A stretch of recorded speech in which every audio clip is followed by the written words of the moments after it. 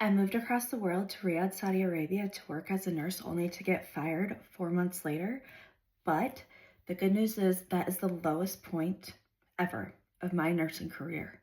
And for Nurses Week, I want to share with you my nursing story because I think that it's relatively unique and I want to show that nurses can do more than bedside work, although I've done a lot of bedside work.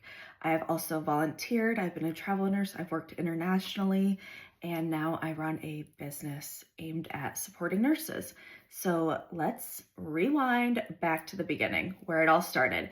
2014, I graduated from nursing school. You guys, I went to Emory University in Atlanta, Georgia. I did not know that I had applied for an accelerated program because I already had my bachelor's from Clemson University and I applied to this accelerated program. I did not know that it was a program that bridged into a master's. So I'm sitting in class the first day and this girl looks at me and she's like, "What kind of nurse practitioner do you want to be?" You guys, at this point, I didn't even know what a master's degree was. And I look at her and I go, "Oh, I'm here for nursing school." And she was like, "Yeah." And I was like, "Yeah." So then later that day, I found out I am actually in a master's program.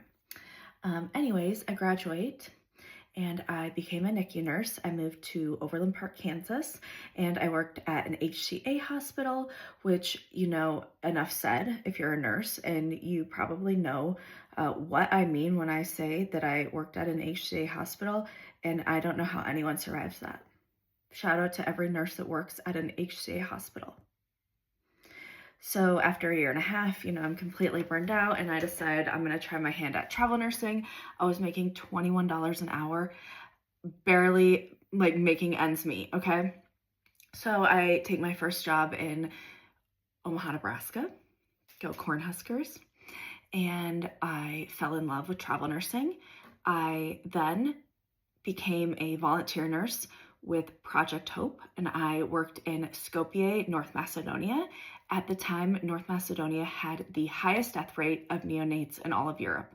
So they really needed a nurse to come in and figure out what was going on, educate the nurses on hand hygiene, how to use PICC lines, how to use UACs, UVCs, etc. So that was incredibly fun experience for me. I love educating and I was able to travel throughout Europe on the weekends. So if you are somebody that likes to travel, volunteering might be for you. So after this experience, it was about 6 to 8 weeks, I moved back to America. I continued my travel nurse journey. I went back to Omaha, Nebraska, Santa Barbara, Phoenix, Austin, Seattle. When I was in Seattle, I decided that I needed a 5-month break because who doesn't need a 5-month break? And I bought a one-way ticket to England. I saved $17,000 and I traveled through Europe and Southeast Asia by myself. It was the best thing I've ever done in my entire life. And I don't regret one penny that I spent. And I think that every single person should travel the world. So after that, I come back, I moved to Boston. I had a male roommate who was a psychopath, and he is now married to a former travel nurse, and God bless them because he was truly awful. And then I moved back to Seattle. It's my favorite city for a travel nurse assignment. I spent a lot of time here. COVID hits, my contract gets canceled early, boo-hoo. I moved back to Nebraska, where I'm originally from, moved in with my parents.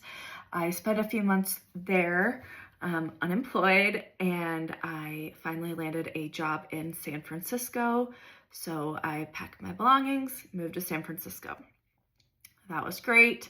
I do that for a few assignments, and I then decide, I'm tired of travel nursing. It's time to go staff again. So I landed a job in Chicago at a hospital I was dying to work at.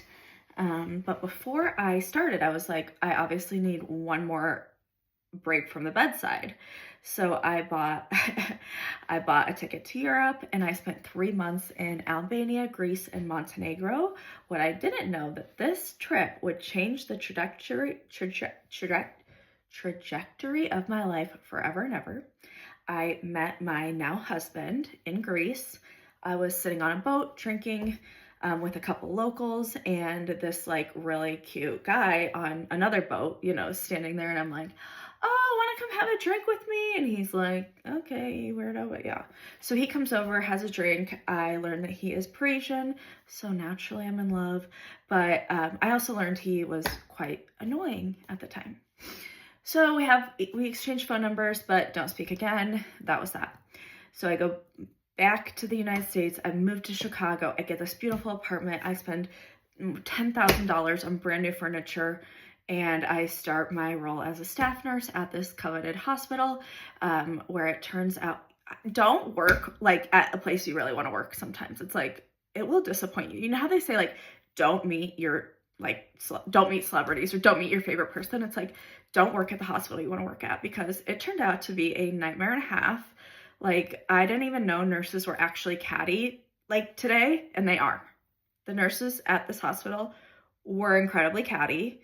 Didn't want to watch my babies when I went to lunch. Like, crazy stuff. Okay, so I do that. I decide I'm not happy after like just a few months. So I take a job in Riyadh, Saudi Arabia.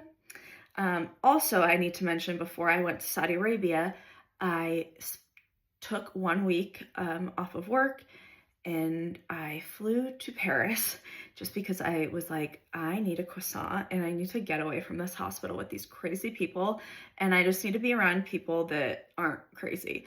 So I fly to France. I'm like, oh, well, I know this cute guy. He's very annoying. You know, I'm on a solo trip, but I'm like, what's the harm in getting a drink? So I asked him if he wants to get a drink with me. He says, oui. We go out. It was the best night of my life. We basically started dating right after this. We had 2 bottles of wine. He takes me down to the Seine.